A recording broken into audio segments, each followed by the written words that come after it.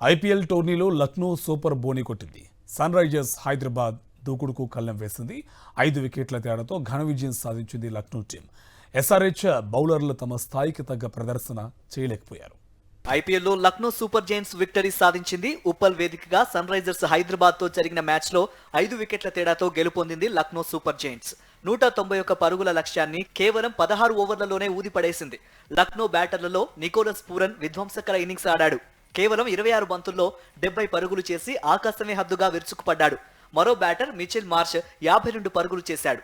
లక్నో విజయానికి వీళ్ళిద్దరూ కారణం కాగా చివర్లో అబ్దుల్ సమద్ 22 రన్స్ తీసి దూకుడు ప్రదర్శించాడు. మొత్తానికి 193 పరుగులు చేసి ఆట ముగించింది లక్నో టీం. ఎస్ఆర్హెచ్ బౌలర్లలో కమిన్స్ 2 వికెట్లు పడగొట్టగా షమి, జంపా, హర్షల్ పటేల్ ఒక్కో వికెట్ తీశారు. ముందుగా టాస్ ఓడి బ్యాటింగ్ కు దిగిన హైదరాబాద్ టీం 20 ఓవర్లలో 9 వికెట్ల నష్టానికి 190 పరుగులు చేసింది. తొలుత ట్రావిస్ హెడ్ 47 పరుగులు చేసి దూకుడుగా ఆడగా మిడిల్ ఆర్డర్ లో వచ్చిన అనికేత్ వర్మ 13 బంతుల్లో 36 పరుగులు చేసి క్రీజ్ లో ఉన్నంతసేపు మెరుపులు మెరిపించాడు. Nitish Reddy 32, Heinrich Klaasen 26 score చేశారు.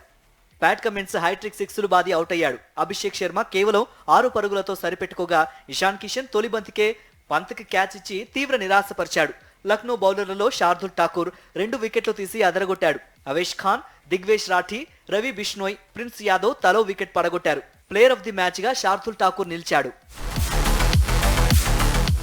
లక్నో బ్యాటర్స్ ని కట్టడి చేయడంలో హైదరాబాద్ ఘోరంగా విఫలమైంది. తమ స్థాయికి తగ్గట్టుగా ఆడలేకపోయారు. లక్నో బ్యాటర్లు బంతి బౌండరీలు దాటిస్తున్నా వాళ్ళ దూకుడుకు కళ్ళెం వేయలేదు.